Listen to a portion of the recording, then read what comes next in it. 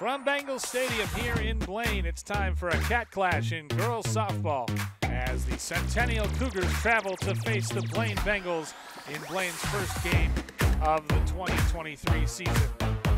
Good afternoon, everyone. I'm Bill Hupp alongside Blythe Whaley. And Blythe, these two teams, Centennial has been a long-time powerhouse. Blaine has a new coach, but it's always a competitive game, always a good game when they get together. Yeah, I was thinking, too, with the Bengals coming in, this being their first game of the season, you might have some jitters, but also you have that excitement. You're on your home pitch, and you get to just have this opening game be what you want this season to be. And I think it can work both ways. You know, sometimes you can see it as a negative, but also you can see the advantage and maybe of what energy these ladies will bring today. Centennial is 2-1 on the season, and Lily Gilmore, the left fielder, will lead it off. She'll be followed by Peyton Corbin in center field and Lily Renslow, the catcher. 1, 2, 3 in the order against Emma Edwards. Senior pitcher, 7-1 last season, a 2.53 ERA, 51 strikeouts against 38 walks. And she starts Gilmore out, and Gilmore hits it over the right fielder's head. Schaefer couldn't get to it. Gilmore rounding second, on her way to third with a stand-up triple. First pitch swinging, she went the other way, and she stands on third base here in the top of the first. And now, Bill, those might be some of those jitters I was talking about. It's the first game, just that near catch out there in the outfield, and that could have been a completely different start to the game, of course. So we'll see if the Bengals can shake that off. Brings up the center fielder, Peyton Corbin. Stands in from the right side and lays down a bunt. Right back to the pitcher. She goes to first to retire Corbin. 1, 2, 3 on the putout, and the first out of the inning recorded. Now it's Lily Renslow, who has good numbers in the early going this season. 667, hits in 2 of every 3 at-bats and a couple RBIs. Slightly open stance batting from the right side against Edwards. The pitch wrapped on the ground, foul toward Rick Thomas. I think you're right. I don't think I recognized him without the hood, or with the hood on. But he's got the bald pate rocking now, the sunglasses. I always think he's one of the coolest looking coaches. Yeah, his daughter, the sport. Yeah, his daughter's on the team, of course. Addie Thomas is the second baseman for this Centennial squad, as Renslow took a called strike, so she's down in the count 0-2. 1 on, 1 out here in the top of the first. And that one close. Edwards wanted it. And this is one of the strengths that the Bengals bring to the table. Coach Nienaber saying they have some solid pitching this season is what he's predicting just from what he's seen so far. Yeah, Edwards, those terrific numbers from last year. Centennial, of course, having to replace quite a bit from a team that made another state tournament run. Threw a no-hitter in the section final against Maple Grove to send themselves to state. Count here is 2-2 on the third batter in the order for Centennial. The pitch. Again close, and again Edwards doesn't get it. Zach Nienaber coming over from Northwest Suburban Conference rival Coon Rapids, where he was in charge. Rick Thomas, meanwhile, has been with Centennial for a good number of years and has really made them a powerhouse. Lofted out to right over the head of Schaefer. It'll one-hop the wall. Gilmore comes in to score. Renslow slides into second with an RBI double. Centennial takes a 1-0 lead here in the top of the first.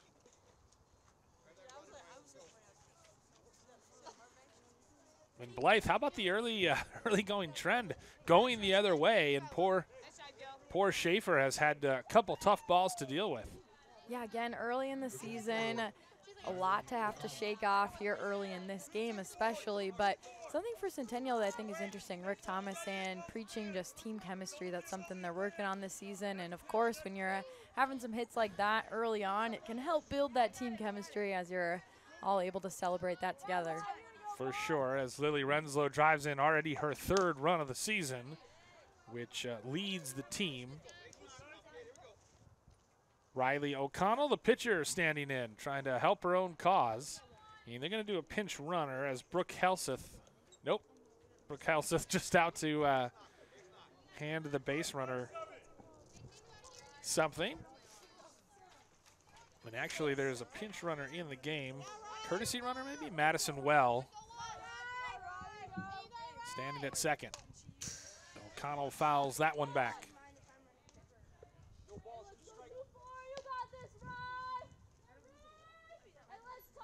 Infield, middle depth. This is one of the really nice facilities actually in the area. Oh, I love it. I love our vantage point too. Yep, Bengals Stadium. Gets through the catcher Jones, and advancing to third is Well. So now she's in scoring position, and all O'Connell needs to do is get this one to the outfield to drive in a run.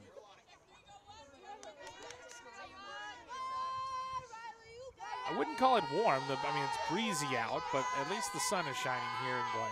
And at least the snow is gone, Bill. Yeah, exactly. Wrapped back on the mound, and they've got her caught up in a rundown, but the errant throw gets past Sylvia Cochran, and on the air, Well comes in to score the second run of the game for Centennial. And it was the right idea, but just, rushed it a little bit, and now got a meeting in on the mound as number 21, Mandy Gooder, the sophomore catcher, will take the place of O'Connell at second. O'Connell reaches on the E1 and advances to second. Actually not sure if that would be an RBI situation or not, but E1 allows the second run of the game to score, and that brings up Kelsey Byrne, maybe the hottest hitter on this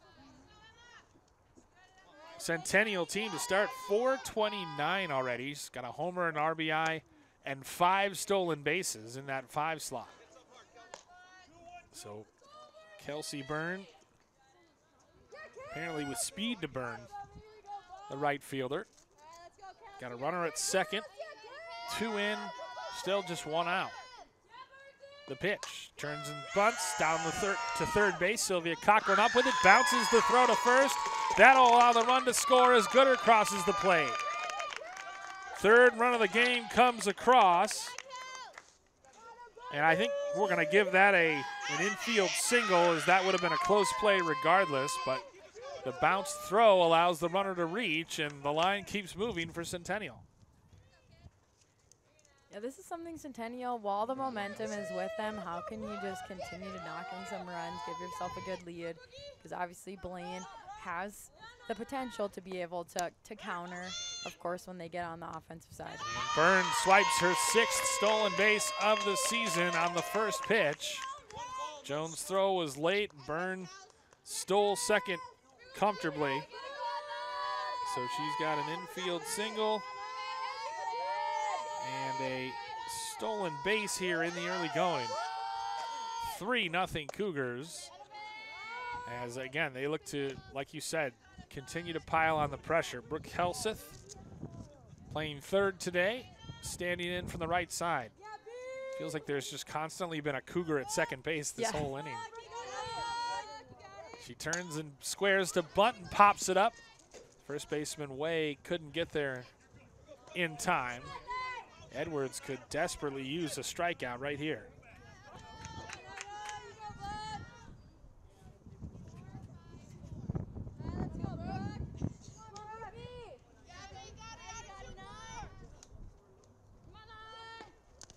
That one gets away from the catcher, Jones, and allows the runner to move up to third. So Byrne with speed, standing at third. 3 straight Cougars have reached base.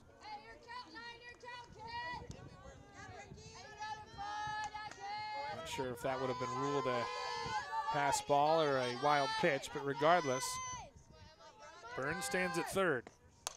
Helseth shoots it down the right field line into the crowd. Nice little crowd gathered on the hillside here. One of the unique aspects of the field here. Showing them early. They got to pay attention if they're willing to sit there. I did a game last year here just solo, where I think we had about 10 foul balls hit our truck. On the ground, it gets past the first baseman, but the second baseman, Schmitz, is right there. And she beat it out. Brooke Helseth hustling down the line. The rules are safe. It went under the glove of the first baseman, Way. Schmitz was there, flipped it to Way, but not in time. Great hustle right there by Helseth. And meanwhile, Burns scores with another run. So you hustle, you get an RBI. Yeah, exactly. Now you ran track, right, at Orono? You didn't play softball, right? No, yeah, I ran track. I didn't know if you were like a top of the order, like outfielder, speedster type or something. If I could have played every sport there, I would have. If they would, you know what I mean? Like schedule-wise, if I could still have been able to get everything done. If you could have managed it, yeah. Nice play by Schmitz, diving to her right, and instead of throwing it to first, she throws it to second. That allows Helseth to get back. But a nice play there to snare the line drive from Addie Thomas.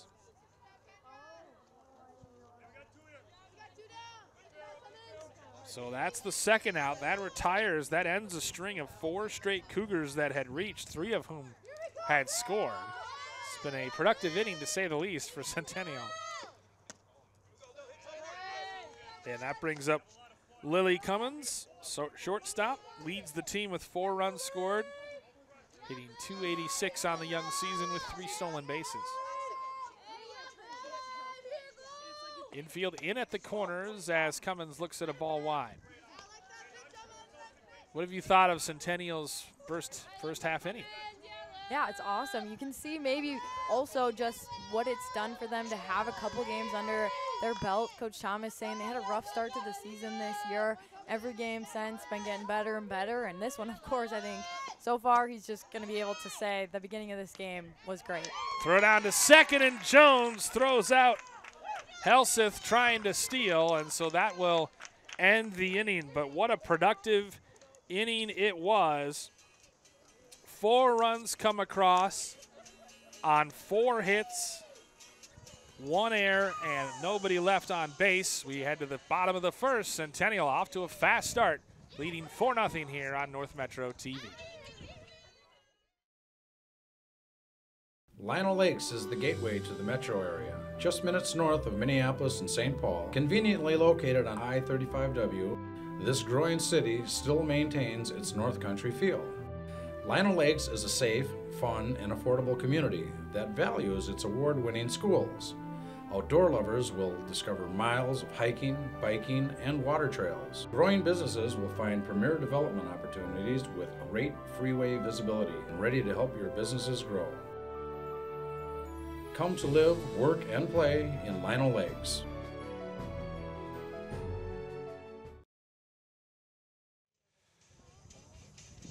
Maddie Bryant leads off the bottom of the first for Blaine.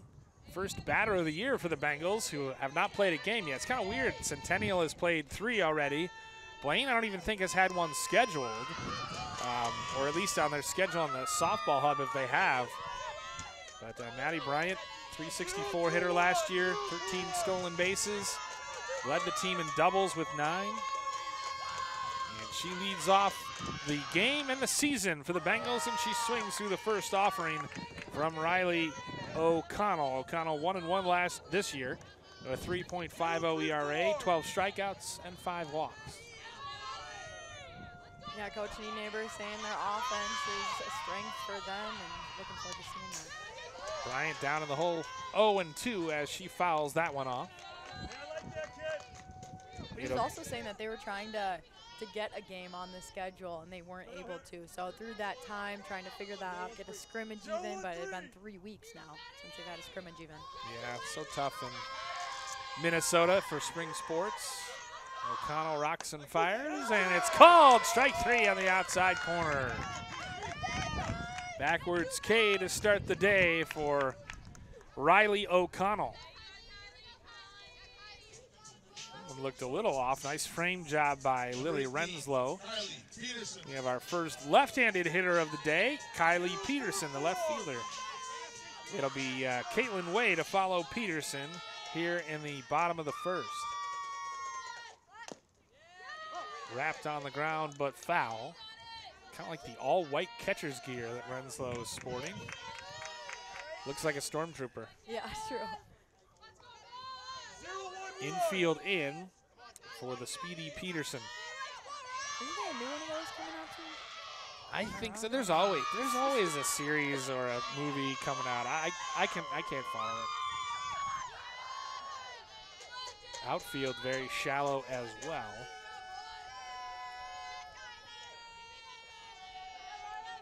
Yeah, we don't have to come prepared to tell everyone when the next movie's coming out. So That's it's okay, true. Bill. We didn't have to do that research. I know. I didn't know I was gonna be part of the quiz. Tap to third and grabbed by Helseth for the second out of the inning, I should say. As Peterson tried to just shoot it down the line, but not enough to get past the tall Helseth.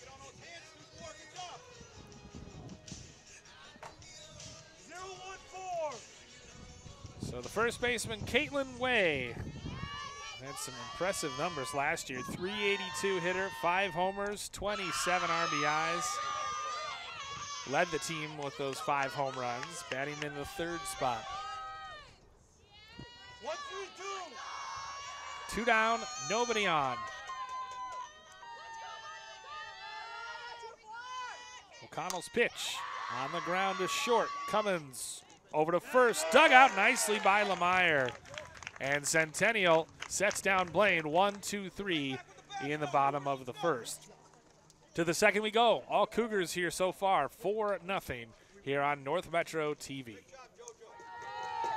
Lily Cummings starts things off here in the second for Centennial. Leading 4-0, and she swings and misses at that first pitch from Edwards. Bengals defense in the outfield, it's Peterson, Bryant, Schaefer left to right. On the infield, Sylvia Cochran, Vogel, Schmitz, and Way, and a battery of Jones and Edwards. That pitch way wide to even the count at 1 apiece. It's just nice to have like the windows open and the sun shining. And we don't ask for much here in Minnesota weather-wise. Yeah, especially after earlier this week, dealing with that snow still. That pitch a little too tall. 2-1. Yeah, who knows what else is coming our way.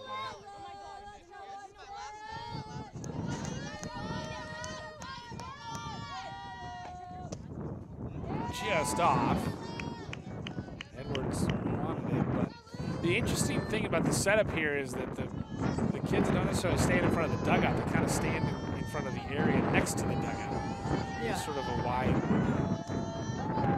don't know if it's supposed to be for the on-deck hitters, but there's a called strike, and the count is full, 3-2.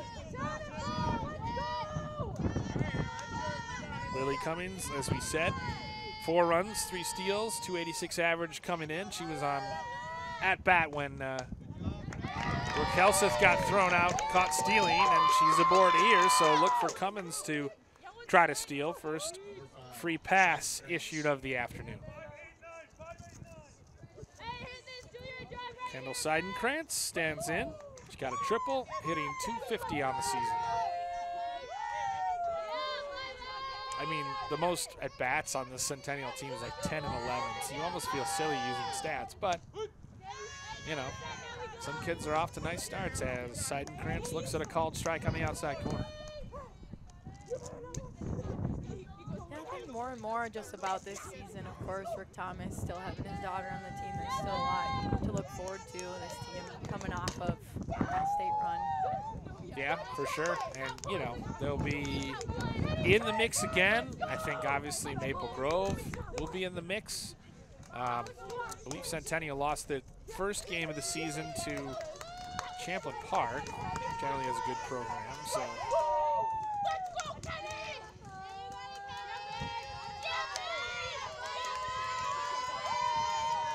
The pitch, fouled on back. Nice, like, longs. They're all rocking the cool stirrups, Centennial, which I like. Blaine with the more traditional sort of blue socks. Count is 0-2 on Kendall Seidenkrantz. Bounced in. Lily Cummins, the shortstop, standing at first after she got aboard.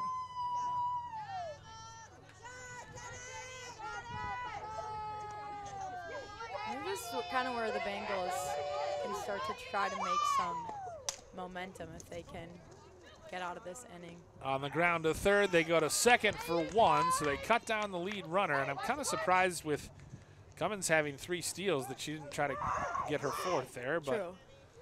nice play by Sylvia Cochran, so the fielder's choice goes 5-4, and Cummins is retired.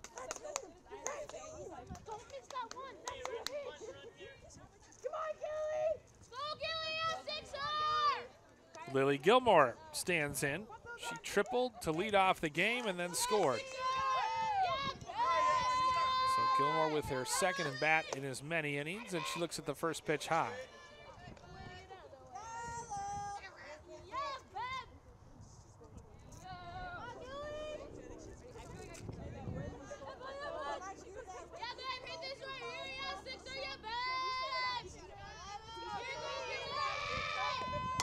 Gilmore back up the box. Nice play. Step on second for 1. Throw to first. That's wide. So Gilmore reaches. Vogel made a nice play ranging to her left to scoop it up, but then errant throw couldn't complete the double play.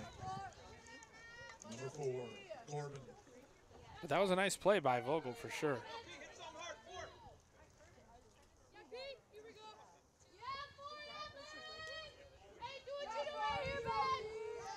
Neighbors saying defense is something that they're certainly going to be working on this early part of the season.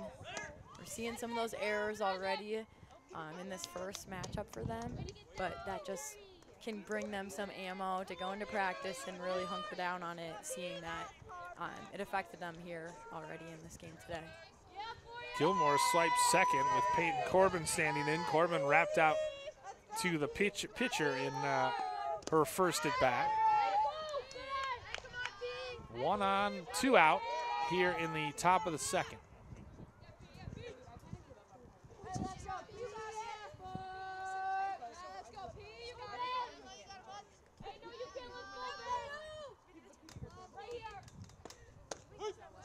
Called strike on the outside corner. Definitely, at least from our vantage point up here, looks like a at times generous strike zone. But certainly the pitchers will take it. Counts 2-1 on Peyton Corbin, the center fielder. Lily Gilmore standing at second. That one low and inside. Seems like the kids really enjoy playing for Rick Thomas. He's built quite the program. Yeah, and especially I think I love when coaches are just talking about their important factors, and of course building team chemistry was one of those main ones for Rick Thomas. Called strike on the outside corner, so Corbin finds herself with the count full, 3-2, 2 on, or 1 on rather, and 2 out.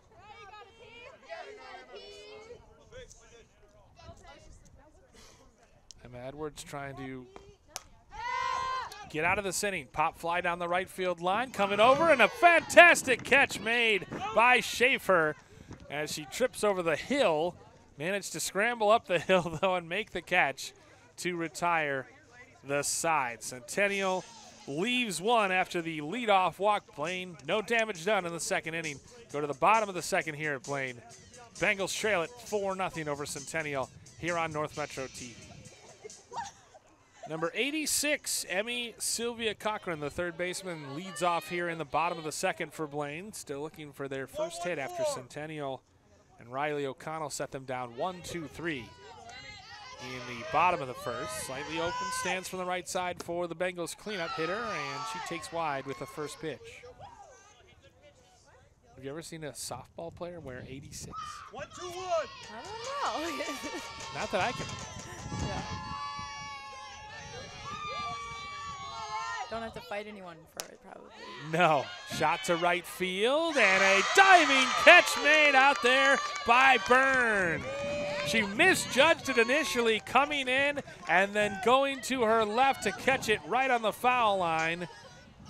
Terrific play out there by Kelsey Byrne.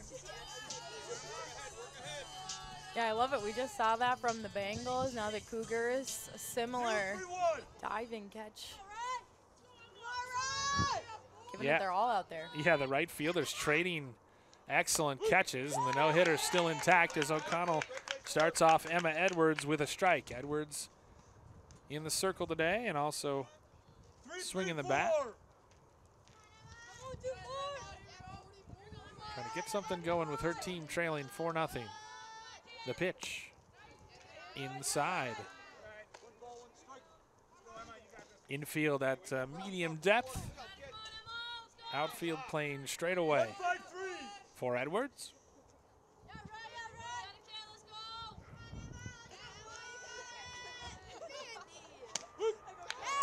Called a strike on the outside corner. I love if Blaine could use some of that momentum, getting those outs, not allowing Centennial to keep that bleeding going that they started in the first. Let's see if Bengals can use that to help them here. A 1-2 pitch, called strike 3 on the inside corner. Edwards goes down looking. Second called strikeout of the afternoon. As the inside corner, not something you often see, but in softball necessarily, or at least high school softball, but O'Connell owning it so far. That brings up Kendra Schmitz, the second baseman. Made a nice diving play of her own. We've seen some excellent defense in this game so far, and she looks at a called strike. 1, 2, 3. Centennial hoping to start the game with back-to-back 1, 2, 3 innings.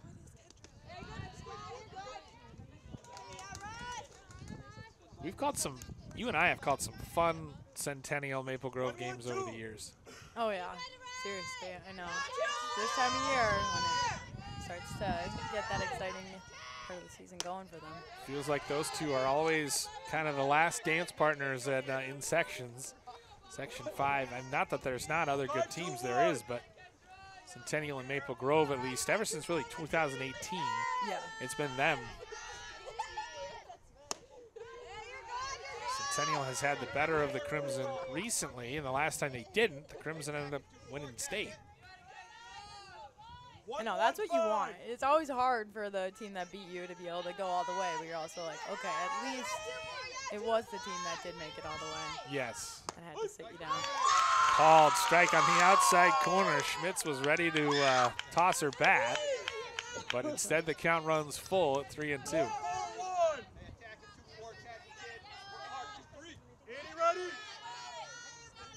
The pitch taken low, and this is the first base runner of the afternoon for Blaine.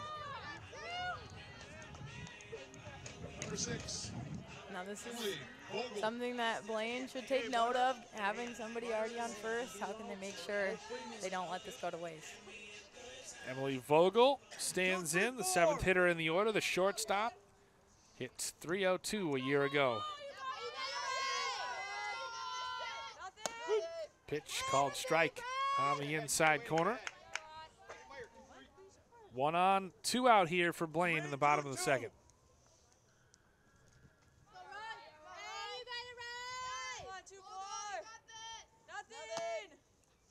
That pitch inside. I just like that O'Connell is willing to work inside, not just to confine herself to the middle and right side of the plate.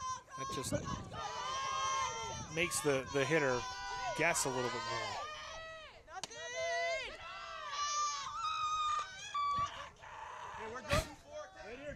Some of these softball chants clearly just made up as they go, and they're pretty funny. 2-1 the count, 2 out, 1 on for the Bengals. O'Connell winds and delivers, and it's fouled off over the Centennial dugout.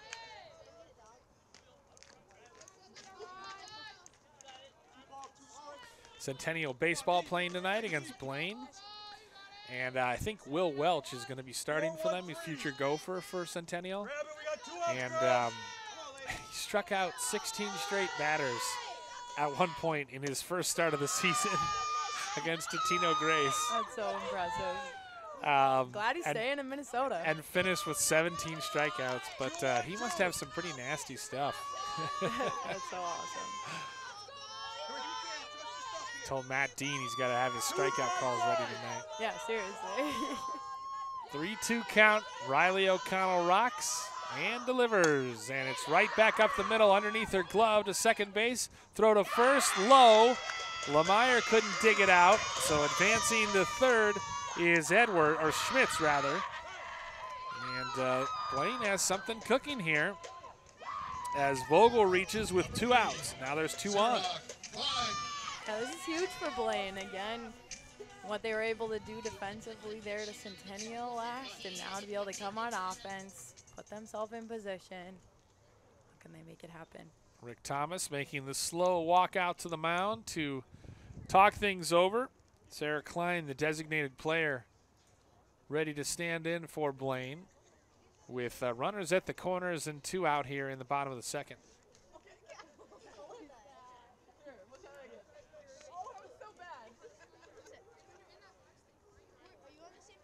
Just talking over defensive strategy. Always good, get everyone on the same page.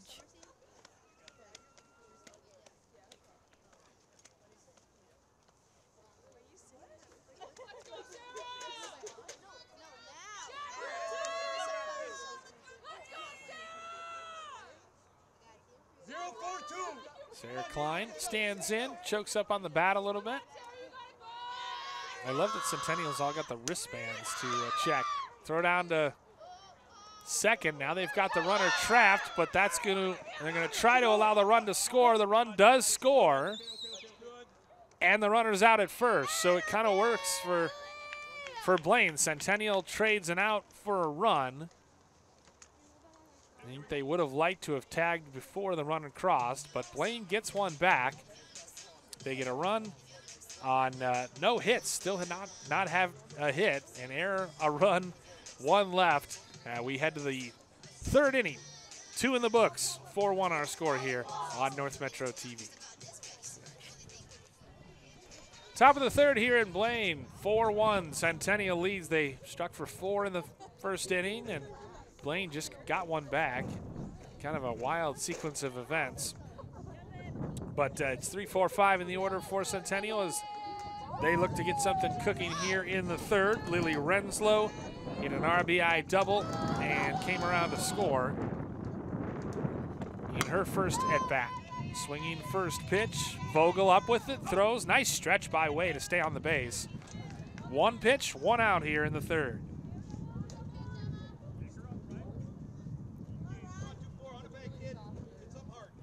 That's big for the Bengals again. They were able to hold Centennial last time they were at bat, and now think about the Bengals getting on the board. They're building some of that juice, that energy to put them in this game. That pitch taken a little high. Riley O'Connell.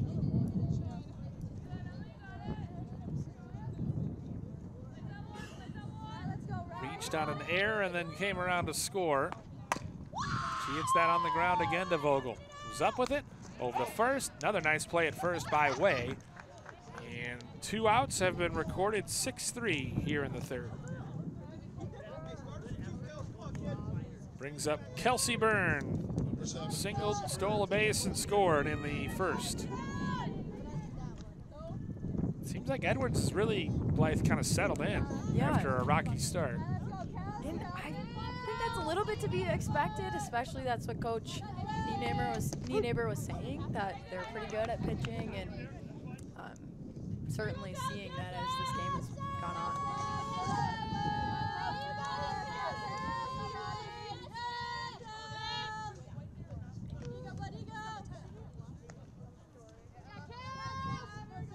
The 0-1 from Edwards is hit off the end of the bat out to right field. Schaefer coming over in foul ground makes the catch. So the side is retired 1, 2, 3 in order. To the bottom of the third we go. 4-1 Centennial here at Blaine. Sarah Klein leading things off for Blaine here in the bottom of the third. Riley O'Connell, who's already thrown 2 complete games this year, hoping to make it a third for Centennial. Record of 1-1, so one of those complete games she lost, but that's kind of the softball way, right? Throwing complete games, you very often see that. Her first pitch is taken low and inside for a ball.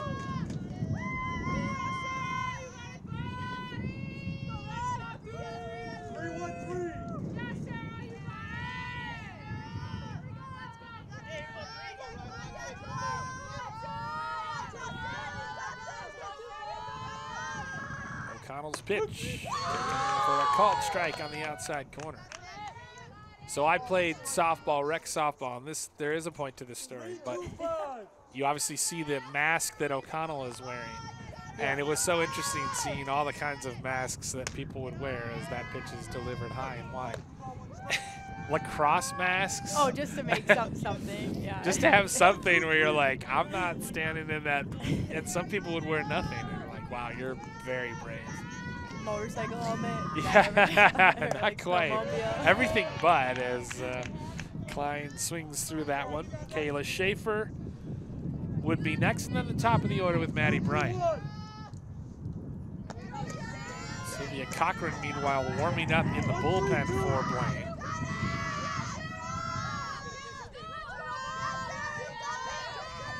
The 2-2.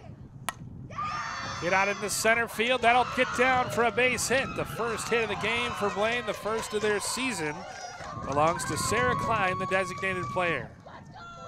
Love that founder spot. Able to make it zip.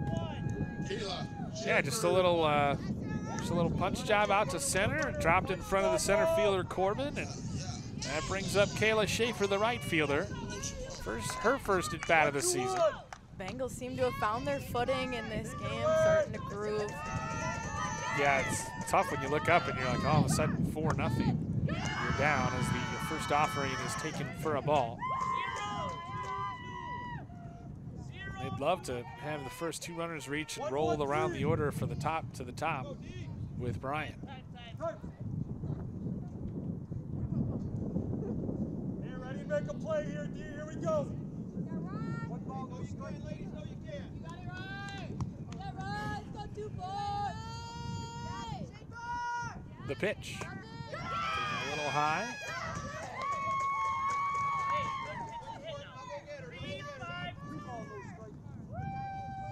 Outfield straightaway for Schaefer, who has been very active in right field today defensively.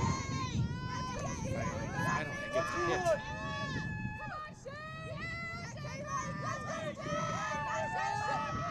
The pitch. Called strike on the inside corner. The ump has a funny, says strike, and then he flashes but it's sort of delayed. Counts 2-1 on the right fielder. Swung on and missed to even the count at 2 apiece.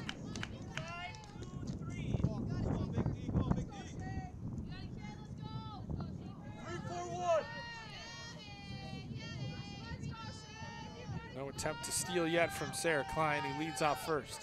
And bounced in, and the count runs full. O'Connell has issued 1 free pass today, and Kendra Schmitz eventually came around to score. Here we go, kid. Here we go.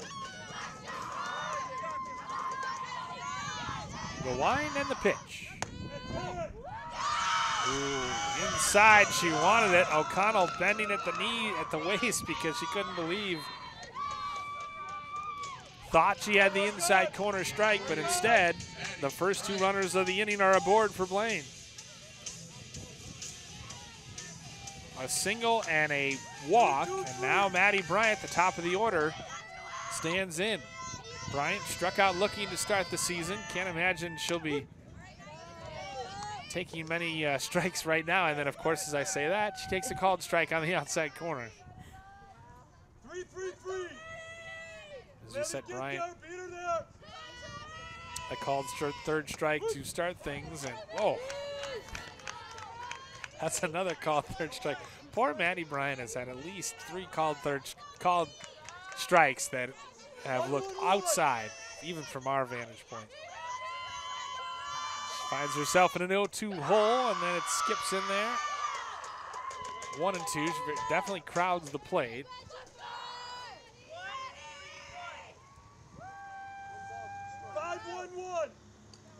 Everybody checking wristbands after the calls. You just hear the coaches barking out the different signals. The 1-2, and she fouls that on back. She really gets on top of that play. The count remains 1 and 2 with runners at first and second and nobody out here in the bottom of the third. 4-2-2.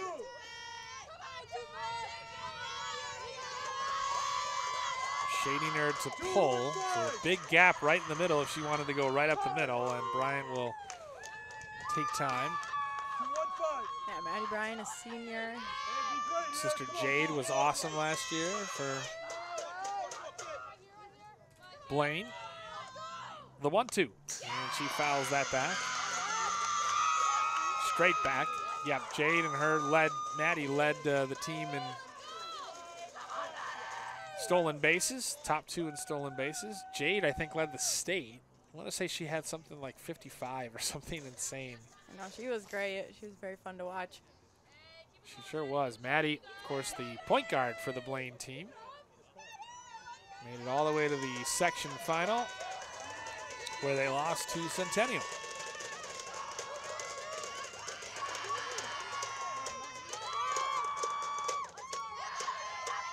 The 1-2 delivery. Bounced inside, 2 and 2.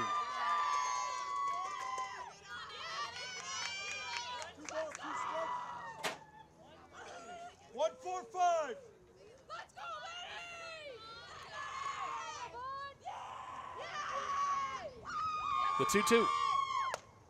Fouled off again, right toward the Centennial bench. They're really trying to pitch her inside, and she continues to foul off pitch after pitch.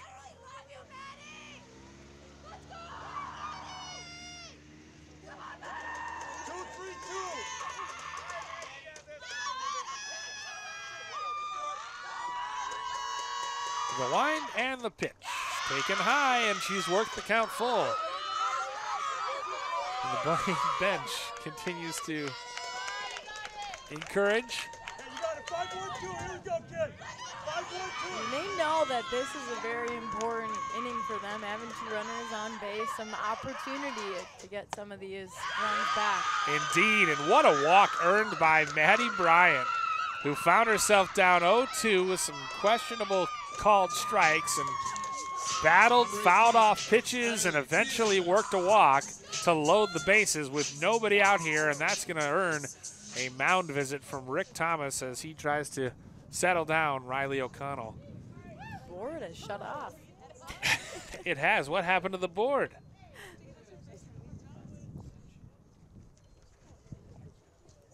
The board is off, but we know it's 4-0 in the bottom of the third, thanks to the trusty scorebook. Sarah Klein stands at third, Kayla Schaefer at second, Maddie Bryant now at first. 2 consecutive walks have loaded the bases here in the bottom of the third inning as Blaine looks to scratch back in this one. And they got the right batters coming up as well. 2, 3, 4 in the order next. Kylie Peterson, who popped out to the third baseman, Helseth, in her first plate appearance. Has a bases loaded situation and a base hit you would think drives in 2. I haven't even paid attention to the walk-up music, but my favorite part. Yeah, this is an old school jam for Kylie Peterson. Infield in as O'Connell, first pitch swinging right to the second baseman, throw home, and it's dropped. Renslow I think, was looking to transfer it quickly to throw out the next runner. Thomas made a nice play, and everybody's safe, and a run scores for Blaine. Yeah, best case scenario for the Bengals to have that happen, allow them to add that second run. Now just down by 2 feels a lot different for them in this matchup. E2 allows the run to score. The bases remain loaded, and there's still nobody out, and I'm not sure if the ump got something in his illegal pitch. All right, illegal pitch called, so it's 1-0 with Caitlin Way. She of the 5 home runs last season. Bases loaded, 4-2. Her team trails, but nobody out, and she stands in. That one just outside. That's been called a strike earlier in the game, but not right now. Way ended the first, grounding out to the shortstop Cummins in her only plate appearance.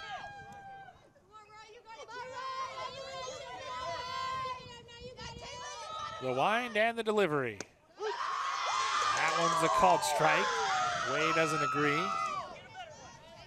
2-1. Did look a little low, but 2-1 the count. 4-2-1.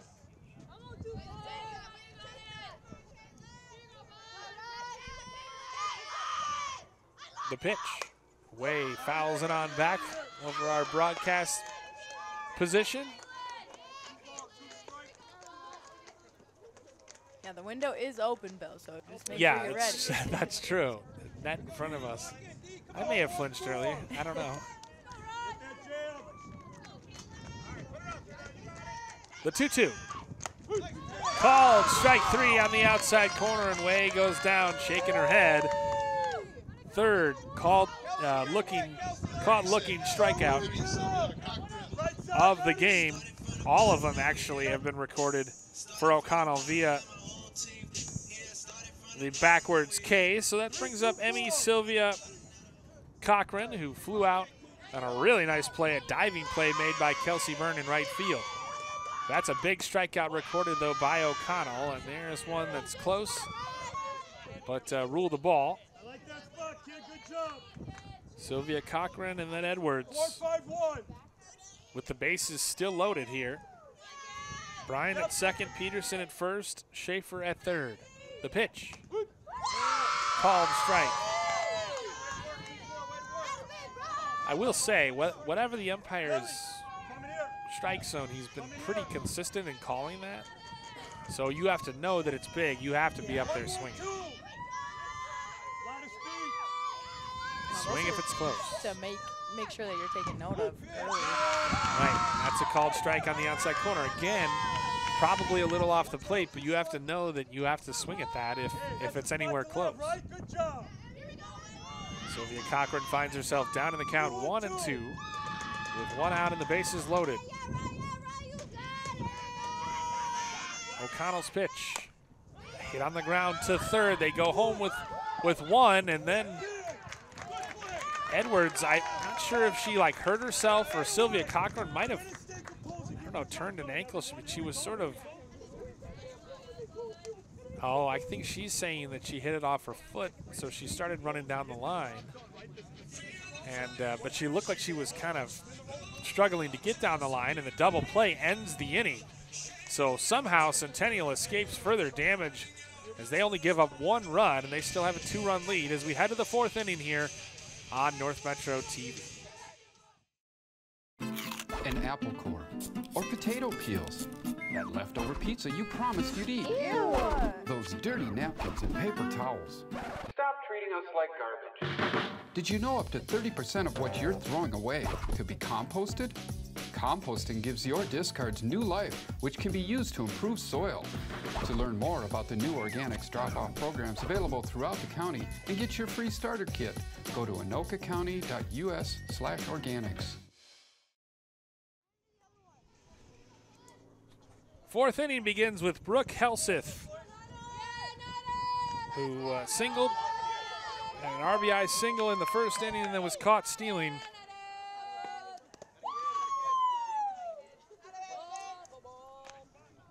So she leads off. It'll be Helseth, Thomas, and Cummins for Centennial in the fourth. 4-2 our score. Blaine with a golden opportunity. They had bases loaded, nobody out, and they ended up coming away with just 1 run in the 3rd inning. So if they don't come back and win this game, they will definitely rue that missed opportunity. Meanwhile, Edwards has really settled in, Blythe. She has recorded 7 straight outs after allowing 5 of the first 6 batters to reach and 4 of them to score. So ever since, she has really shut down the Centennial lineup. A pitch taken on the outside corner for a strike by Helseth. Yeah, I love how the Bengals, they didn't get down on themselves even though they went down by 4 runs. You've seen them really shake that off, work back into this game, and remain competitive. No doubt about that. Is that shot foul right side? Because easily you could have seen that top of the inning and been like, okay, this game, that shows what we're going to be seeing the rest of it. But the Bengals made sure that that was going to get turned around and been doing a great job so far. Helseth fouls it off at the plate. They shade her a little bit to right. Bryant over more in right center field, so big gap out in left center. What do you think about, too? I mean, they'd sent balls towards Schaefer, and she had, you know, dropped the ball in lack of another word, but she was able to redeem herself on a couple more, and now Centennial knows, hey, maybe that isn't the weak spot that we thought we could send that ball to. Yeah, and I think Edwards is just throwing hard enough where they're just late on the fastball and hitting it to right field, going the other way as a result. 3-2 the count. Nobody on, nobody out here in the top of the 4th. That one shot to right, just on cue, and Schaefer comes over and makes the catch. So after a little bit of a shaky start, Schaefer's, I think, recorded the last, like, 5 outs that she could. So a nice job to retire Helseth for the first out of the inning. I'm sure she's glad she's had the opportunity to redeem herself, have some more opportunities to reel those in for her team. Yep, for sure.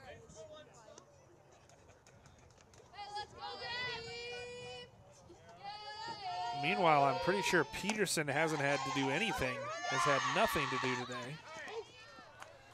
And 2 outs recorded in the inning. I was looking down at my scorebook. Was that 3rd to 1st? I totally missed that that put out. We think we both were looking down. That was indeed 5-3 on the put out. Well, you guys saw it, so you tell us. Yeah, exactly, exactly.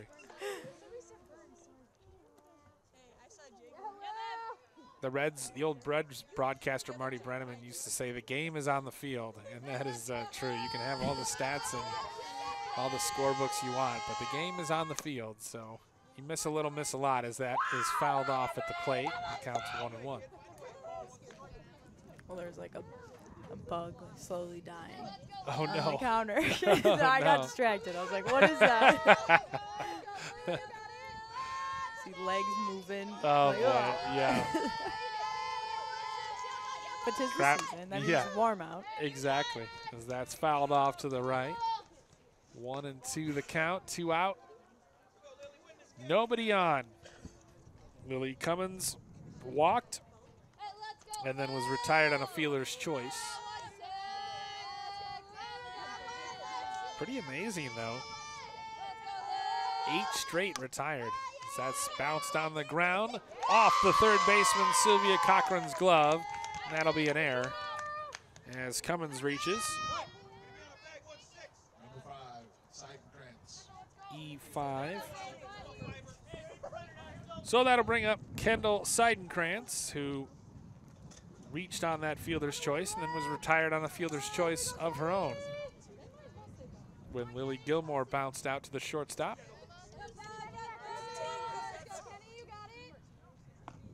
Edwards' pitch taken low.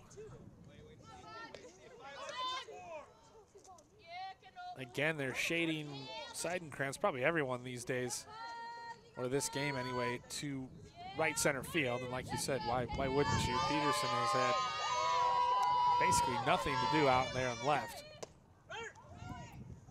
That throw down to second goes into right field. That will allow Cummins to advance her 4th stolen base of the season as she swipes second and then advances to third on the throwing error.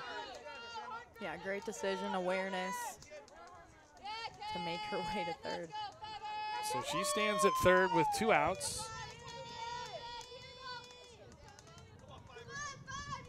Must have just slipped out of Jones' hands because it went off the second baseman's glove. It gets through, and that's going to allow the run to score as she crosses dangerously. Might have wanted to slide, but Edwards applied the tag a step too late, and so Centennial scratches across a run the old-fashioned way. Her mom will be happy. The white uniforms. Yeah, exactly. Thanks to 2 errors and a stolen base. A stolen base and then a passed ball as Cummins comes across. Edwards has got to be dispirited as she pumps across a strike by the fact that she didn't even surrender a hit, and yet the run comes across. Sarah Klein, the designated player, warming up in the bullpen, by the way, for the Bengals, who trail it now 5-2. That one's hit out to center field. Bryant's got it. She's there to put it away for the 3rd out. But Centennial, with 2 outs in the inning, scratches across a run thanks to a couple errors. Nobody left on base. Go to the bottom of the 4th. Cougars now lead it 5-2 on North Metro TV. The pitch. Fouled on back. 5-2, Centennial leads Blaine here in the bottom of the 4th. 1 out, nobody on. 5-2-1. You gotta get up. Come on, kid. That one off the handle of the bat. Tough play. Throw to first. Safe. It just was over the leaping Helseth. Cummins grabbed it. Had a long throw. And that's going to be an infield single for Kendra Schmitz, who reaches for the 2nd time today. That looked like she almost had it nearly before it touched the ground even. Yeah, nearly caught it out of the air. And as Emily Vogel stands in, she reached on an air and then was caught stealing. And she swings and misses at that first one.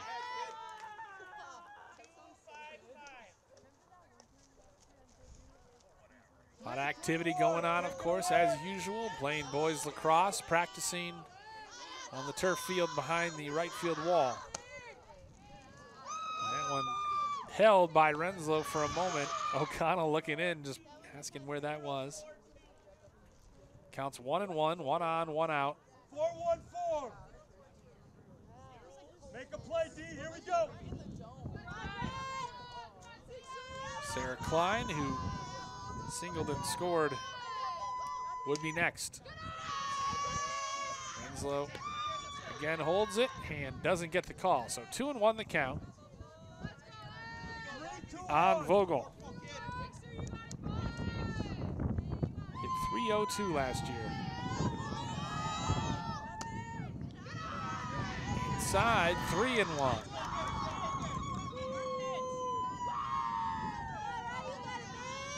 I wonder if the players notice the dugout chatter, or if they can just, if it's all just kind of white noise after a while. The 3-1 pitch.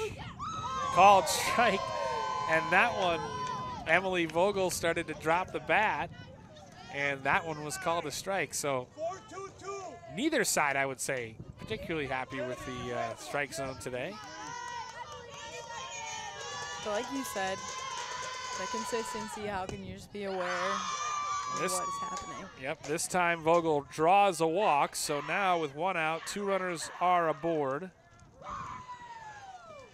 Number 3, Sarah Klein. And that brings up Sarah Klein, who again singled and scored to lead off the 3rd.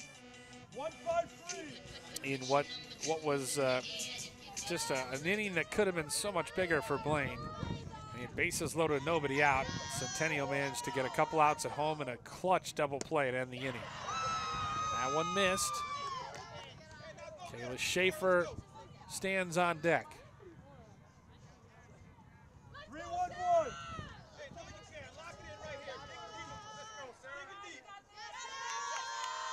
The pitch. Well, and Centennial had such a great strikeout pitcher last year. Yeah. Their main pitcher, whose name is escaping me at the moment. Helene Craig. Yes, Helene Craig. Yes, who I think went to pitch for a school in the Dakotas, South Dakota or something. She was a strikeout machine, as that one's inside, right near the inside corner. Pull that out of the archives. Yeah, that was a good pull. And O'Connell just asked the umpire where was that, and he said it was inside. 3-0 the count with 2 on and just 1 out. That one high, a 4-pitch walk issued to Kayla Schaefer, and that turns the order over for Maddie Bryant. And again, the bases are loaded with just 1 out in the inning. 2 consecutive.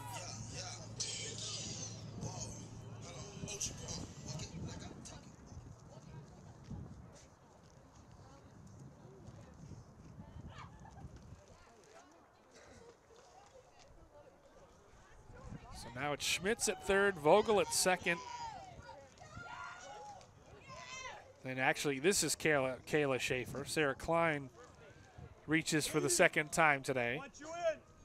So both she and Schmitz with a walk and a single in this game. And she'll be taken down for the designated runner, Ellie Beckman, freshman third baseman and shortstop. And Kayla Schaefer stands in. She walked and was stranded in her only plate appearance. Got a huge opportunity here with the bases loaded and the Bengals trailing by 3 runs. The wind and the pitch. Swung on and missed, and O'Connell gets a desperate strike that she desperately needed. Yeah, Centennial knows right now needing to hunker in, try to keep this lead, not allow the Bengals to get any easy runs. The pitch called strike. 0-2 now. So Schaefer got to swing the bat. Finds herself down in a hole with the bases loaded. This is where O'Connell could really use a strikeout. Got 4 of them this afternoon. That one just off the plate.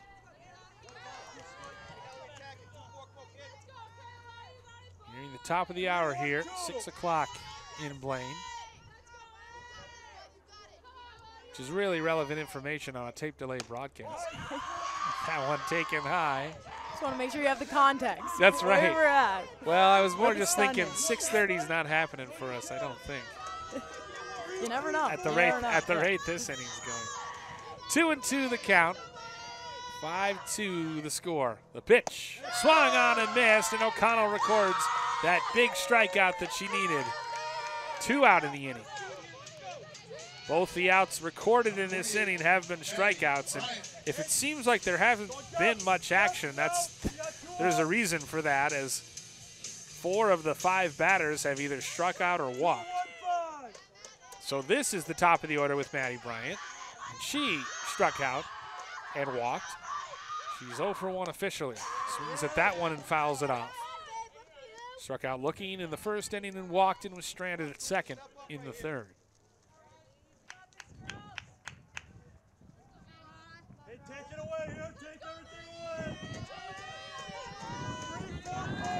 Straight away in the outfield and on the infield. Swung on and missed. Couldn't catch up with the high heat from O'Connell. 0-2 with the bases loaded and 2 out here. And again, if O'Connell can get out of this jam, Blaine has just left runners constantly on base today. The pitch. Bryant hits it to short, pops it up. Cummins has it to retire the side. Bengals load the bases, but they leave them loaded. Can't push across a run. And after 4 innings of play, it's 5-2 Centennial here on North Metro TV. Lily Gilmore leads things off for Centennial in the 5th inning, with the Cougars leading 5-2. Gilmore this afternoon 1 for 2. She tripled and scored in the first inning and then reached on a fielder's choice and was stranded at second in the second. Edwards continues to work. And Gilmore hits it out to right field, drifting back Schaefer, and it's off her glove. Gilmore, with speed, hustling out of the box, reaches second base, standing up. It's going to be an error on the right fielder, and that allows Gilmore to reach second.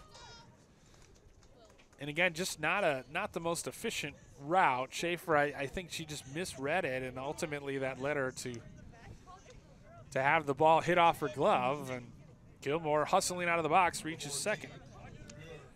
Jordan Lemire stands in for her first plate appearance of the game. She's playing first and also flexing today, so get her power in there. Corbin 0 for 2. First plate appearance, like we said, of the game for Lemire, who's got a runner at second and nobody out. Back on the ground, and nice stab by Edwards, who throws it over to first. Didn't look the runner back, but Gilmore did not advance, so no harm, no foul. Yeah, great reflexes, making sure she was aware that ball was coming right back at her. So 1-3 put out, first out recorded of the 5th inning, and brings up Lily Renslow. 1 for 2 this afternoon, grounded out to short to start the 3rd, and also doubled, RBI double, and scored in the 2nd, or in the 1st rather. She's got a runner at 2nd, another RBI opportunity. 3rd team leading by 3 runs. She played a nice catcher as well, framing pitches all afternoon and helping, definitely helping her pitcher get out of some jams. And she's ahead in the count 2-0.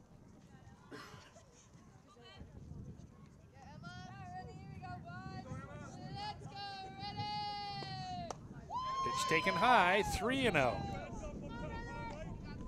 No activity in the Blaine bullpen. Edwards, other than a shaky first, has been pretty good. Maybe got that out of her system early, those nerves.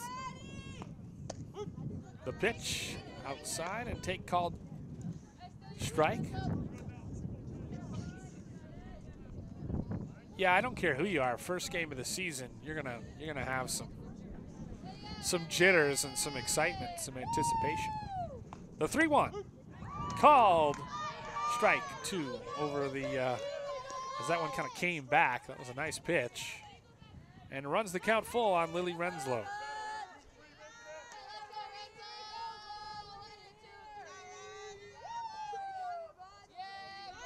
The 3-2 from Edwards. Called strike 3 on the outside corner. And Edwards records the 2nd out of the 5th inning via a called 3rd strike. Yeah, big for the Bengals. Already have 2 outs on the board as they're trying to make sure they limit Centennial as they try to claw back into it. Now the pitching coach for Blaine will go out and do a mound visit ahead of the at-bat of Riley O'Connell, who is officially 0 for 1 today, but has scored a run. And more importantly, has done a pretty good job in the pitching circle as she looks to pick up her 2nd victory of the season.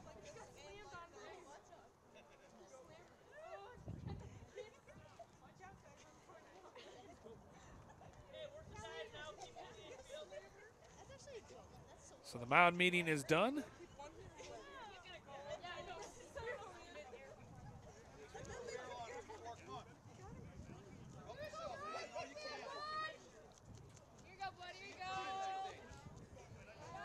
O'Connell would love to help her own cause right here. Absolutely. Looks like she's just trying to move the runner along. Pulls it back and takes a ball low and inside. Why not? Give yourself some more wiggle room. Can help your team. Yeah, Helene Craig, that was a good pull. She was an unbelievable pitcher, and she could also swing the bat a little bit, too. Oh, yeah. Swung on and missed to even the count at 1 apiece.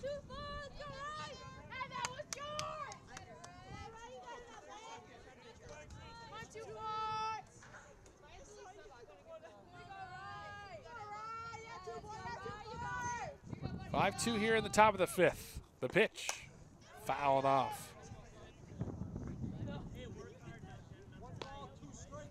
Yeah, O'Connell still got a couple years before she graduates, so even more years she'll have the opportunity to pitch for Centennial. But what is awesome is continuing getting to grow with this program, having been able to witness, you know, the Helene Craig era and getting to grow from that too. That's a tough break. Riley O'Connell called out on strikes, and she can't believe it. But again, that has been the call all day. So that ends the inning. Nice job by Edwards of pitching around the air that led off the inning. No hits, no runs, an error, 1 left on base. To the bottom of the 5th we go. Centennial leads at 5-2 here at Blaine on North Metro TV. Bottom of the 5th for the Blaine Bengals starts off with Kylie Peterson. It'll be 2, 3, and 4 in the order for Blaine. Peterson, Way, and Sylvia Cochran. And no, that is not her full name. Sylvia Cochran is her hyphenated last name. The pitch from Riley O'Connell, taken for a called strike. I cannot remember being at a game where there's been more called strikes that I've seen. Yeah. I'm not even saying whether the call was good or not. I'm just saying in terms of called strikes, there have been a plethora.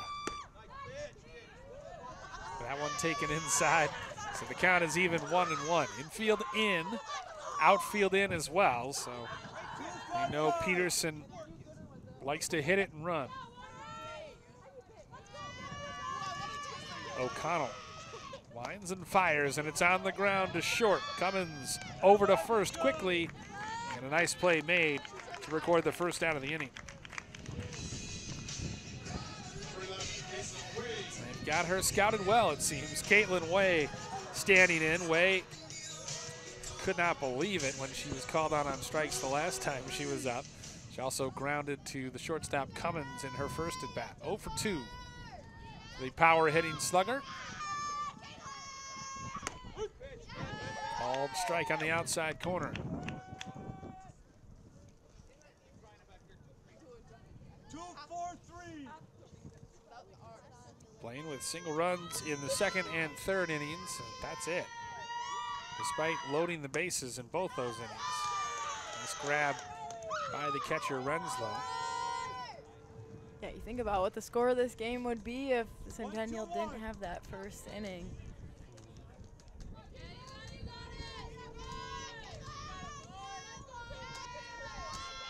The wind and the delivery. Called on the inside corner, a strike. And that's something that Edwards, I don't think, has done much of these days, or this game, I should say, is try to paint the inside corner, but O'Connell has done both.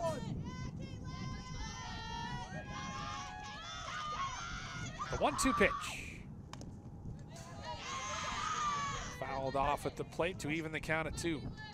Or no, they'll stay at 1 and 2.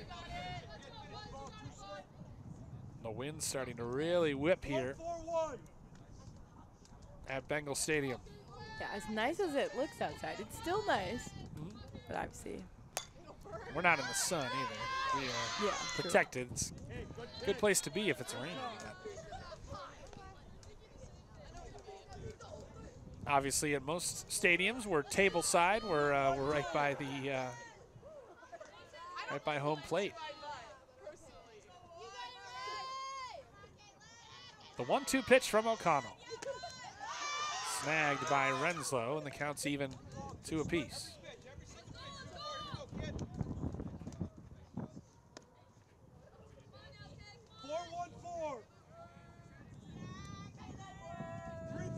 In the bottom of the 5th, 1 out, nobody on for Blaine.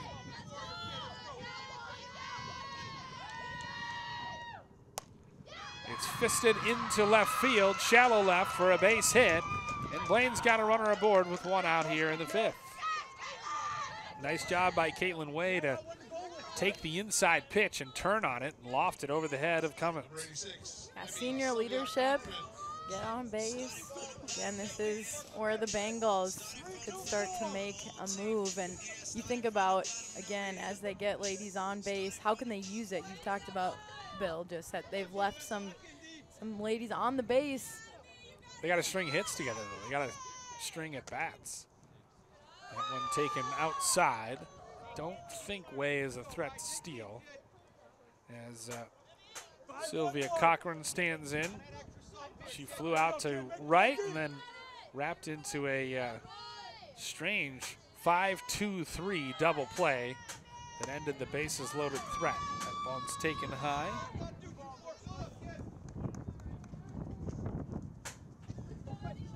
Two 2-0 the count. Some kind of ruckus going on in the press box. O'Connell's pitch. That looked good from here, but it's called a ball.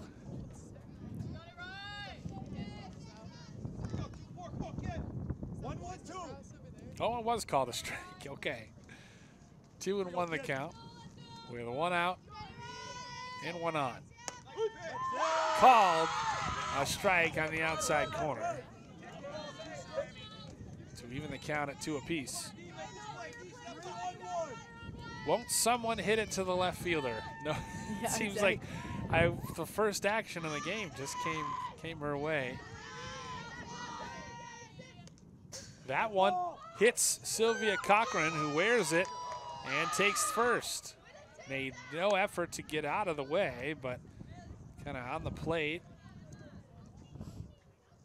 And Emma Edwards steps to the plate. Edwards has had a frustrating first game. She's been good on the mound, but frustrating in that she struck out looking and has also struck out swinging. So 0 for 2, but a real opportunity here with 1 out and 2 on here in the bottom of the 5th.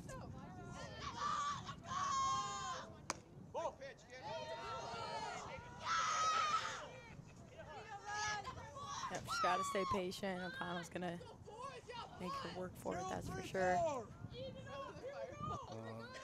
You wonder how well she's seen O'Connell's pitches today, but swings at that one and pops it over the Centennial dugout.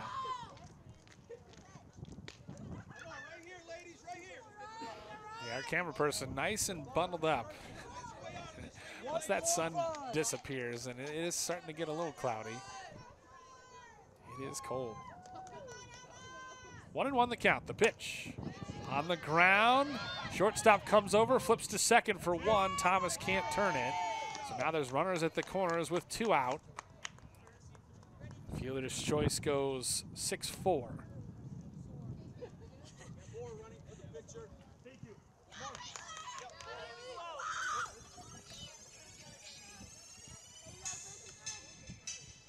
So Way stands at third, Emma Edwards at first, and Kendra Schmitz, who is 1 for 1 today, singled, walked, and scored a run.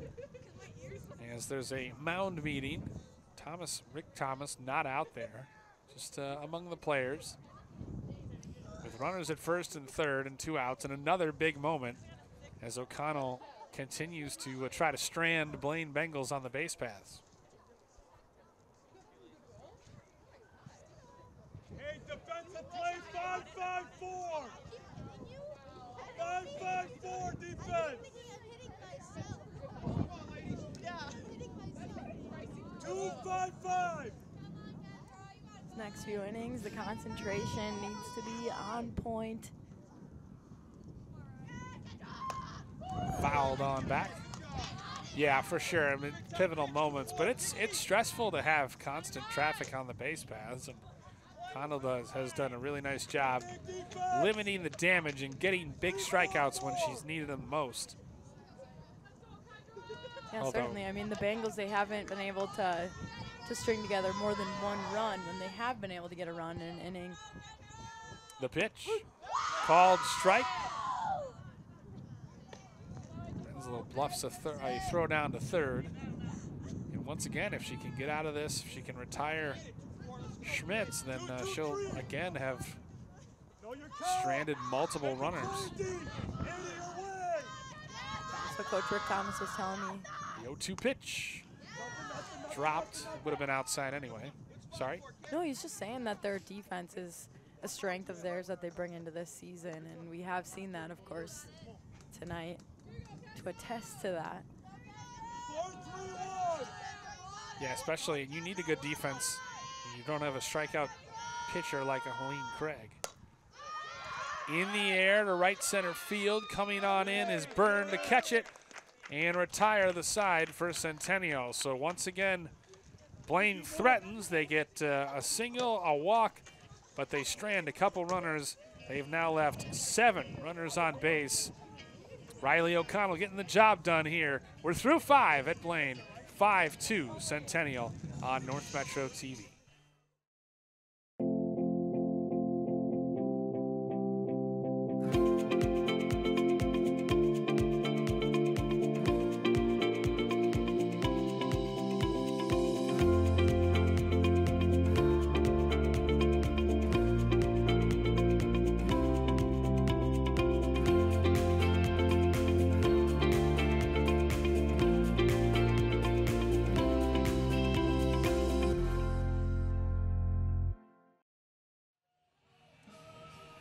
Kelsey Byrne leads off things for Centennial here in the 6th inning with her team leading 5-2. Byrne 1 for 2 this afternoon, singled, stole a base, and scored in the first, and then flew out to end the 3rd inning to right field. Emma Edwards continues to work, and she starts her off with a called strike. I am very much enjoying the reactions of the hitters to some of these outside called strikes. I should be. Byrne lofts that out into right. Coming on and making the catch is Schaefer, who is playing pretty shallow to begin with, and that helped her make the catch. Schaefer records the put out. Yeah, Bryant's had 1 put out, none for the left fielder Peterson, and Schaefer has, by my count, 7. So Brooke Helseth now stands in. She had an RBI single in the first and also flew out to the right fielder to lead off the 4th. Speaking of Schaefer, we just talked about how many put-outs she's recorded.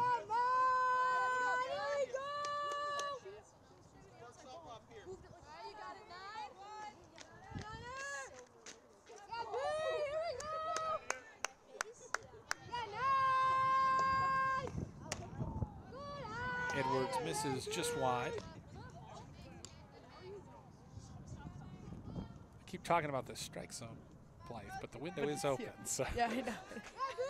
Maybe you can make the call. Then we can't have the home plate umpire mad at the broadcasters. Fouled off at the plate. And so Helseth is behind in the count, 1-2. That's when you go into the golf whisper. That's right.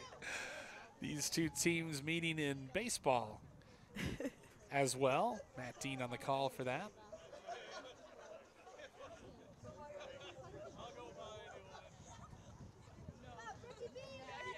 Cat clashes all around. Yeah, the sun looks like it won't be playing a factor. Not anymore, no. That one's taken wide to even the count at 2 apiece with 1 out and nobody on.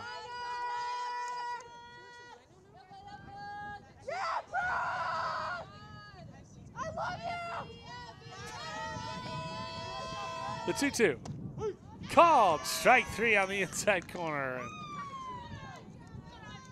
Not sure Helseth agreed with that.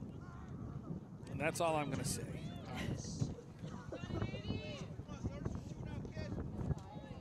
Interestingly, 3 of the last 4 hitters for Centennial have gone down via called 3rd strikes.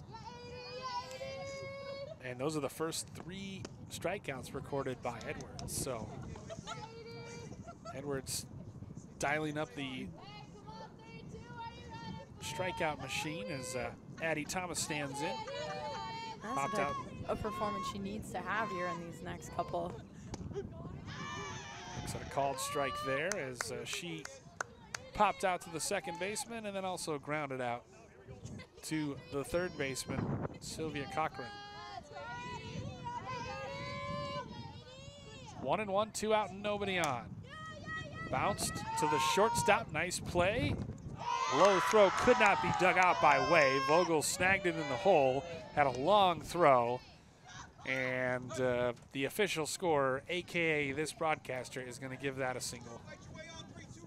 Because I think she might have beaten it out. It was a tough pick for Way, so it'd be a harsh error.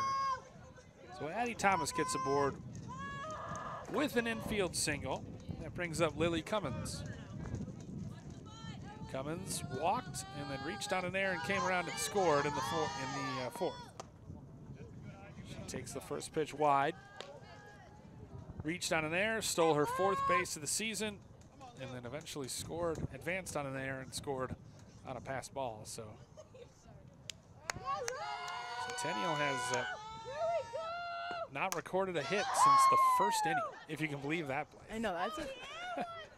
That's Edwards has really locked things down. There's been 3 Blaine errors. Actually, I shouldn't say that. Of course, they just recorded an infield single. In the fourth, right? In the 6th.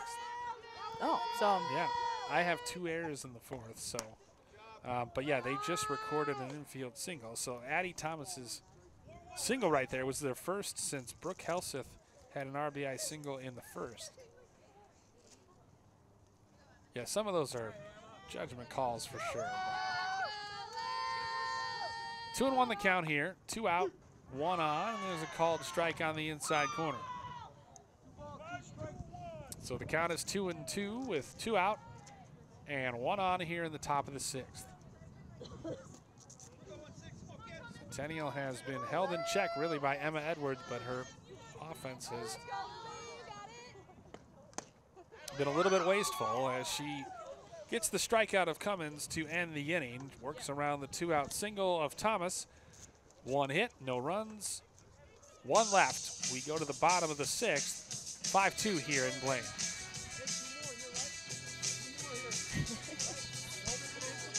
Bottom of the 6th here in Blaine. Emily Vogel leading things off for the Bengals. Reached twice today, once on an air and once on a walk, so still has not had an official at bat. She faces Riley O'Connell. It'll be Vogel, Klein, and Schaefer here in the bottom of the 6th for the Bengals.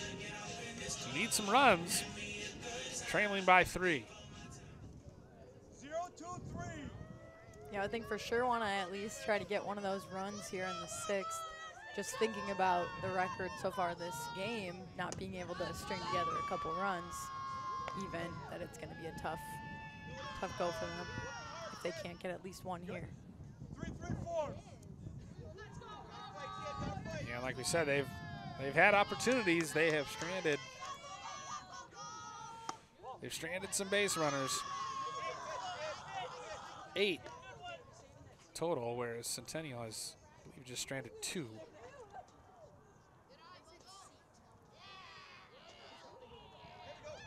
Count is 2-0 as O'Connell continues to stare in intently at Renslow. Bill Hupp and Blythe Whaley for North Metro TV here from Bengals Stadium.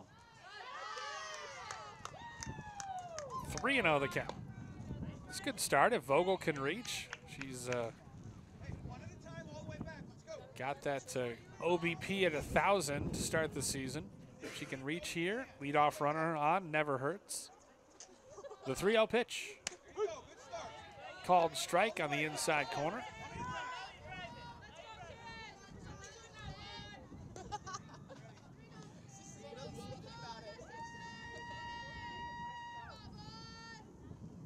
O'Connell rocks and fires, and it's poked foul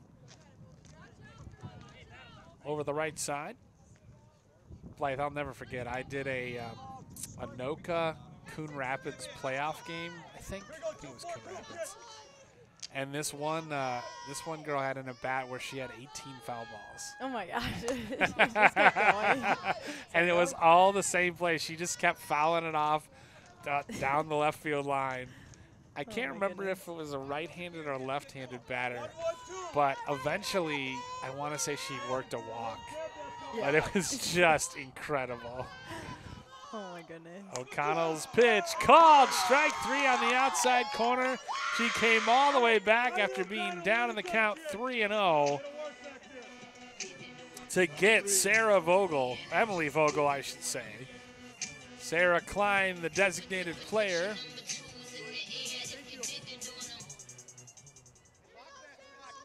Will stand in, as that was a massive strikeout when it could have been. Looked like it was going to be a leadoff walk.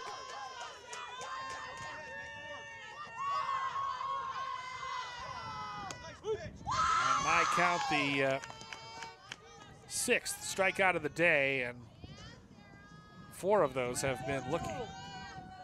She starts out, Sarah Klein, with a called strike. The 0-1 pitch. Taken low for a ball.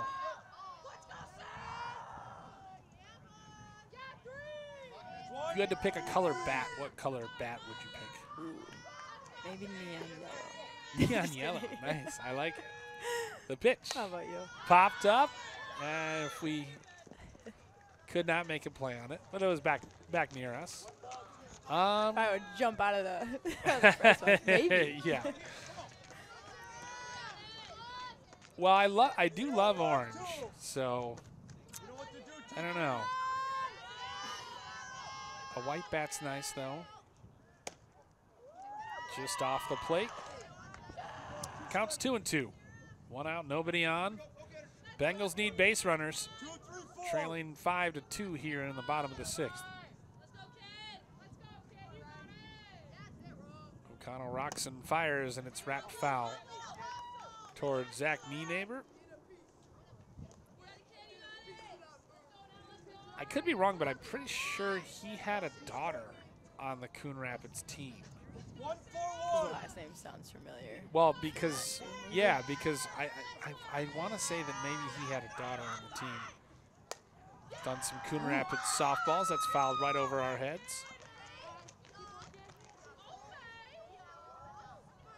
There must have been some foul balls into the press box because they've extended the netting above. The 2-2 pitch from O'Connell. Swung on and missed. That one was slow and looping, and Sarah Klein goes down on strikes.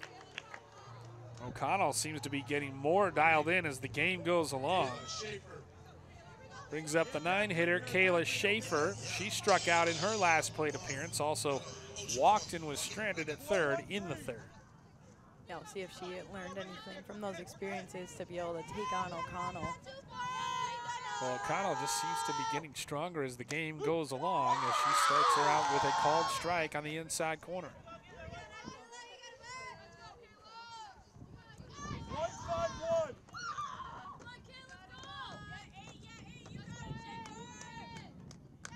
The wine and the fire. And that's hit up into the air.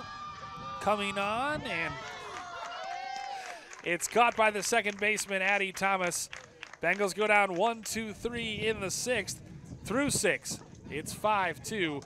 Last at bats coming up for both teams here from Blaine on North Metro TV. Kendall Seidenkrantz, the designated player for Centennial, leads things off in the Cougars' top half of the 7th.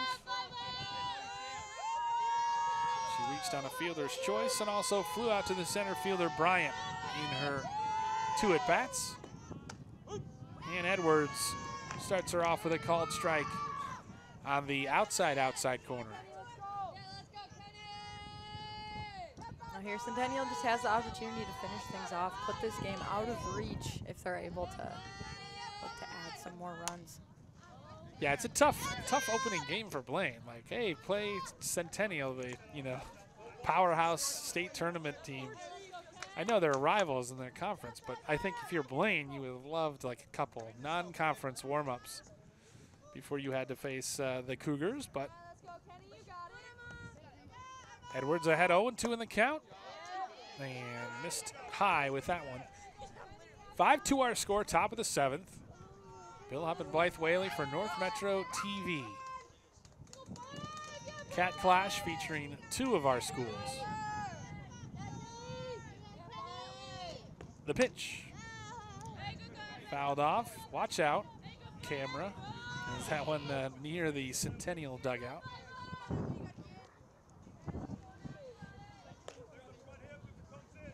Yeah, I feel like that would be hard if you're looking through the camera as the ball's coming at you. You're like seeing it, and you're like, wait, yeah, which way do I move?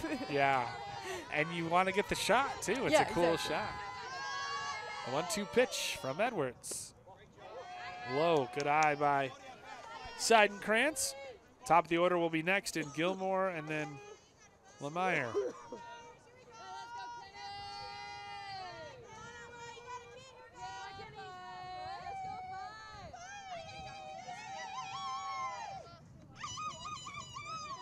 2-2 the count. Called strike 3 on the outside corner.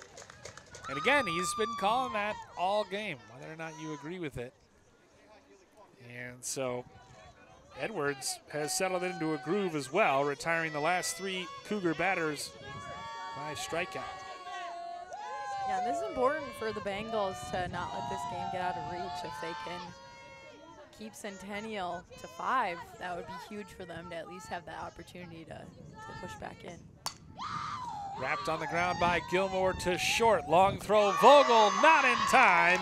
Lily Gilmore, the speedy left fielder, beats it out, and she maintains her 500 average. 3rd reach of the day as she gotten aboard via triple and error, and now reaches on an infield single here in the 7th. 1 on and 1 out as Centennial tries to add to its lead. Gilmore now 2 for 3. Came into the game with team high 4 hits. Now she's got 6. Turning bunt. Catcher comes out. Throw to first. Jones. That's going to be late. That's an infield single. Snap throw to second, and diving back is Gilmore.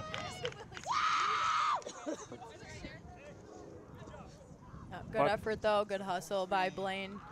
Unfortunately, not able to make either of those outs, but seeing those motions, they're ready to be able to take that on, as Centennial now has 2 runners on base, and they're going to have to try to look to make a play like that to get one of these out. Yep, chance for Lily Renslow now as Gilmore's at first, and Peyton Corbin singles and gets her first hit of the game. So 2 infield singles have 2 runners aboard for Lily Renslow, the catcher, who is 1 for 3 today with a strikeout and an RBI double. And it looks like, well, looks like the right fielder, sorts of machinations now. Pitching change. Yep, it's certainly a pitching change, and it looks like Kayla Schaefer maybe.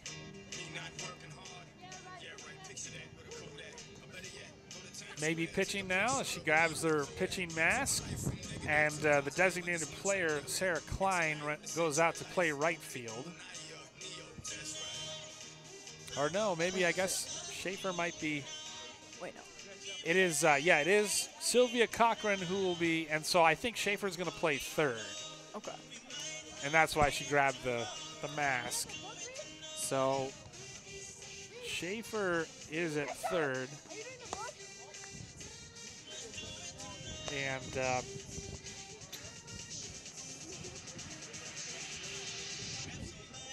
Klein is now out in right. And Sylvia Cochran is the pitcher on the mound. So she'll try to get the last couple outs and keep this a 3-run game like you talked about. Do not want this lead to get any bigger than it already is.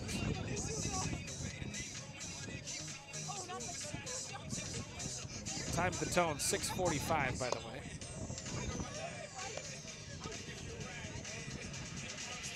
But we're here, we're having fun, we're at Blaine. And it's not And it's snowing. a cat clash, Yeah. and it's not snowing. That's all. It's not snowing.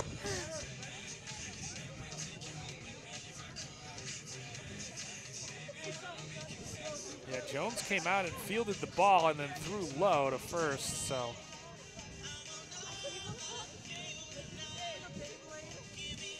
Yeah, I still can't get over how much snow we obviously had on the ground just the other day. So the fact it melted and in general this winter. Yeah, true. Big at bat here as Renslow steps in with runners at first and second and one out here in the top of the seventh. First pitch from Sylvia Cochran is low.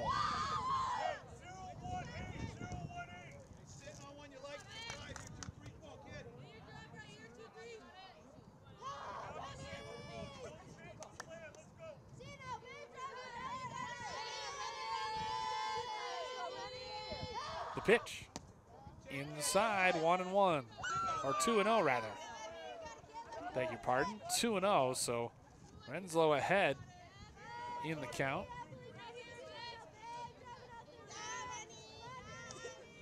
It's always dangerous when you're a pitcher and you have to give a strike or throw a strike and the hitter knows it. The pitch.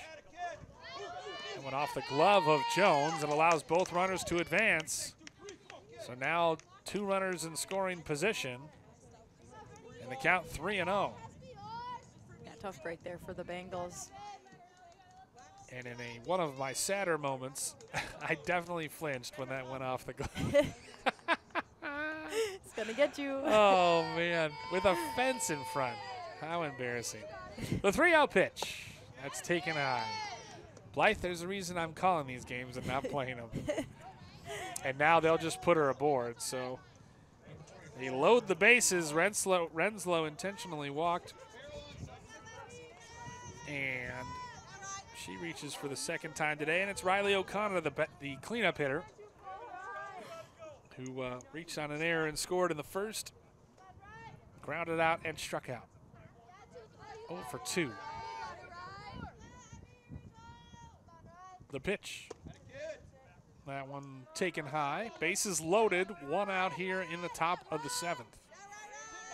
Centennial looking to improve its season record to 3-1. Run their winning streak to 3 games as well.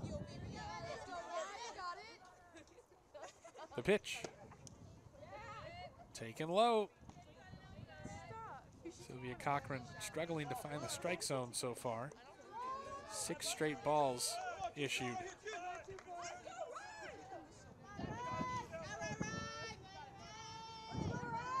The pitch.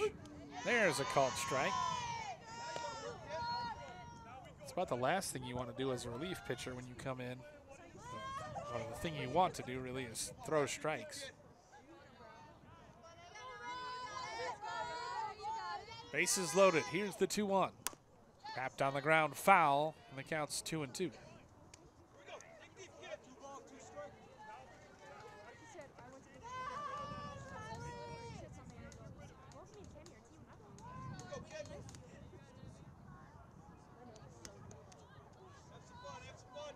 Sacks packed full of Cougars with 1 out. The pitch swung on and missed, and that's a massive strikeout recorded by Sylvia Cochran. That's exactly what the Bengals needed. Now just 1 more out to finish this inning off. So Connell goes down on strikes for the 2nd straight at bat, and that brings up Kelsey Byrne as Rick Thomas, I think, maybe getting some pinch runners in there. Indeed. Addison Well once again pinch running at first, taking the place of the catcher Lily Renslow. Kelsey Byrne today has flown out to right twice. Also singled, stole a base, and scored in the first. The pitch. Inside.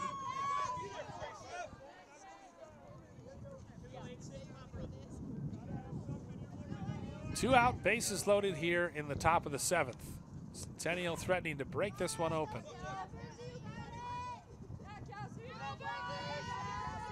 The pitch, taken high, 2-0.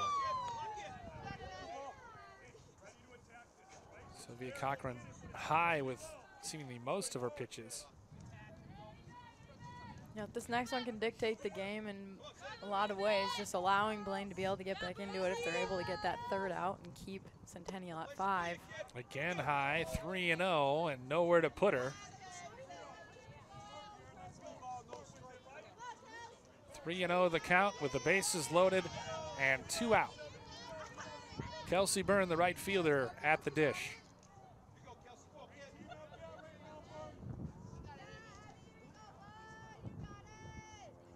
The pitch, taken high, and the bases loaded walk brings in a run for Centennial. Good patient at bat for Kelsey Byrne, who didn't offer at any of them and picks up an RBI as a result. Gilmore comes across with the 6th run of the game for Centennial. 2 singles and 2 walks have led to a run as a called strike greets Brooke Helseth. Helseth an RBI single in the first and then flew out to right and struck out. 6-2 our score here in the 7th. The pitch inside, and the count's 1-1. What are you looking for here if you're Brooke Helseth? Yeah, really right now I feel like if she can, again, help one of these runners in, is she able to bunt it, get it away, allow that third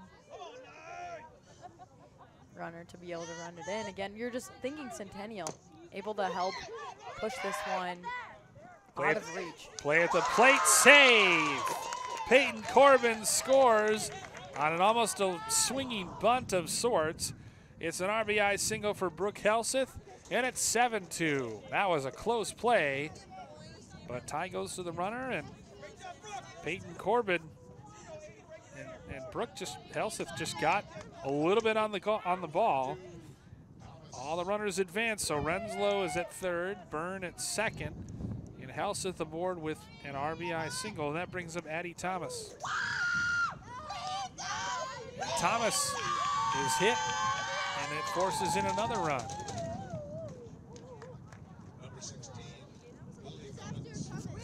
Bengals set to focus on knowing that they just need the 1 out to be able to end this inning.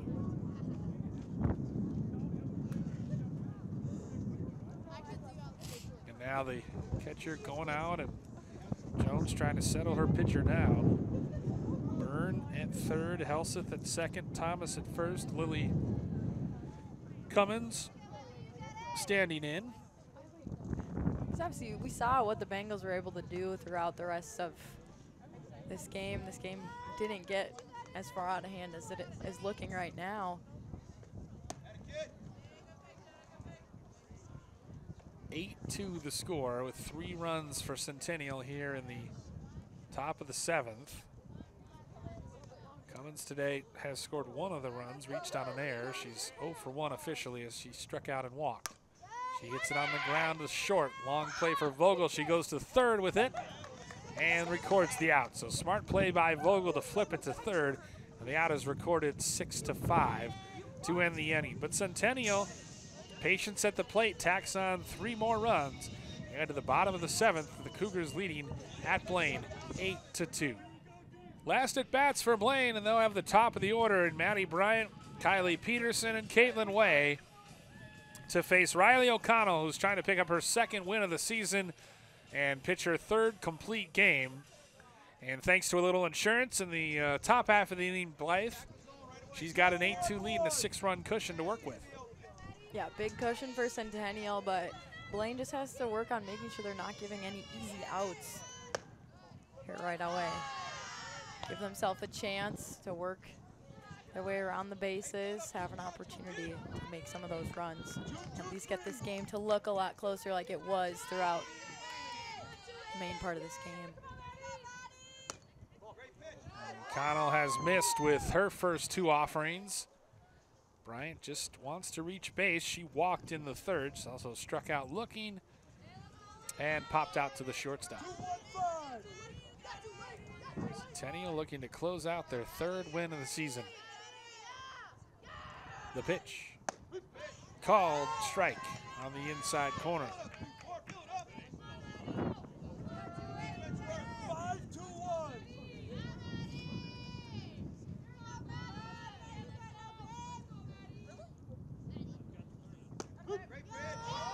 Another called strike. He's really owned that inside corner today. It's 2-2. 8-2 Cougars on top of the Bengals. The pitch. Wrapped on the ground. First baseman over to get it. Throws it to Thomas, covering in time. Nice job by Lemire and Thomas. Smart play to come over and cover. And it is 3-4 on the putout. Maddie Bryant is a speedster, so had to hustle to get that put out. Brings up Kylie Peterson, the left fielder. Reached on an error in the 3rd. Also popped out to 3rd and grounded out to short. 0 for 2 today. Turns and bunts, lays it down, barehanded at 3rd, throw to 1st, in time. Nice play as Helseth fires it over to Lemire in time to record the putout. Again, the Centennial Cougar defense showing up big.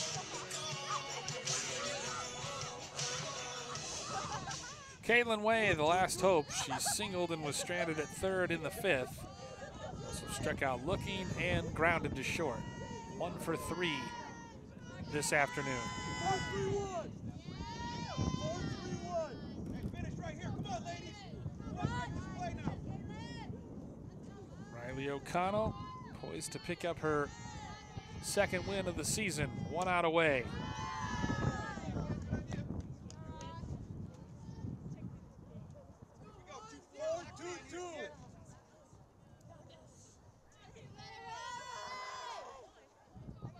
Struck out 7 thus far. Gets the called strike right there.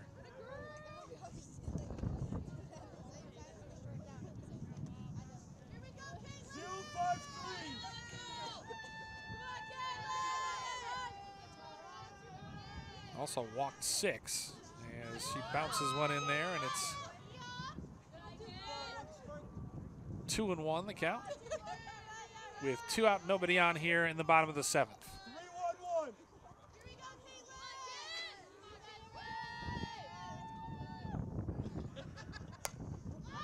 Popped in the air.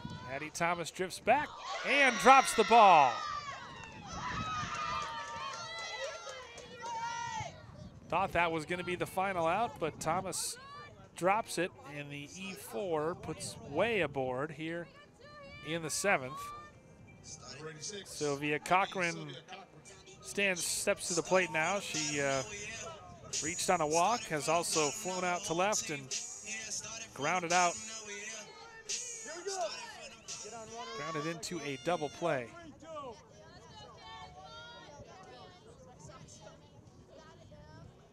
Blaine was still a little bit of hope.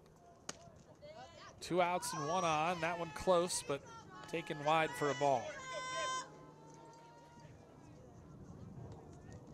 4-1-3. Bengals held to just 3 hits so far. The pitch, and it hits Sylvia Cochran, and it's a little bit of wildness, and we've seen that from O'Connell today. She's got 6 walks issued. So an error and a hit by pitch have put 2 runners on for Blaine, with Emma Edwards stepping to the plate. She struck out twice today and also reached on a fielder's choice. O'Connell, yeah, when you try to pound that inside corner, sometimes it results in a hit by pitch. And I think for both teams, we've only seen, what, 1 left-handed hitter? Yeah, I think so. I think that's Peterson, the only lefty in the lineup. Starts out Edwards with a called strike. 2 on, 2 out. Another one close, but this time it's 1-1.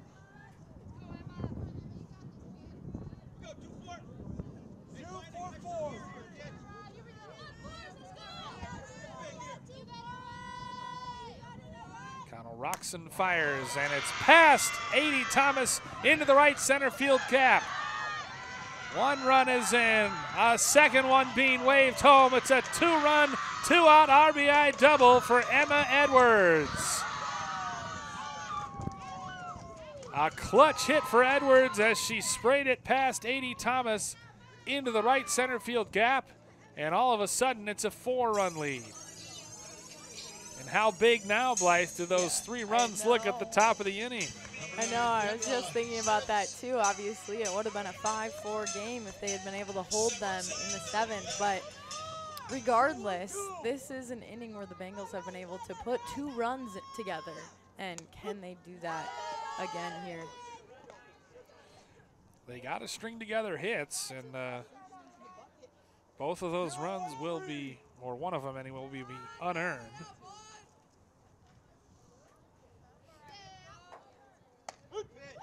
Pitch on the outside corner to Kendra Schmitz, taken for a strike. So big hit for Emma Edwards, who pitched well, but is on the losing side of things right now. 0-2 the count with 2 out, and Edwards at second. The pitch.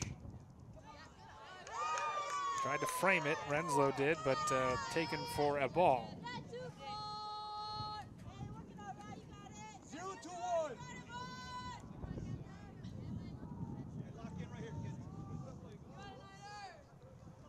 Pitch fouled away.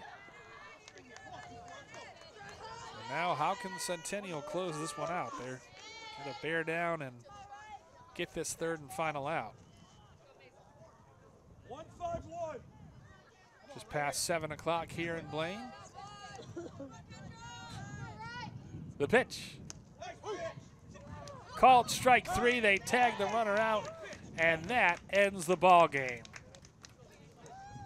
O'Connell records her 8th strikeout of the game to end things, end the Blaine threat, and the Bengals do get a couple runs, no earned in the 7th, but it's not enough. An RBI double from Emma Edwards pushes those runs across, but they end up stranding for the game a total of 8 runners, and Centennial, on the strength of 4 runs in the 1st inning and 3 more tacked on in the 7th, come away with a 8-4 victory here on the road at Blaine.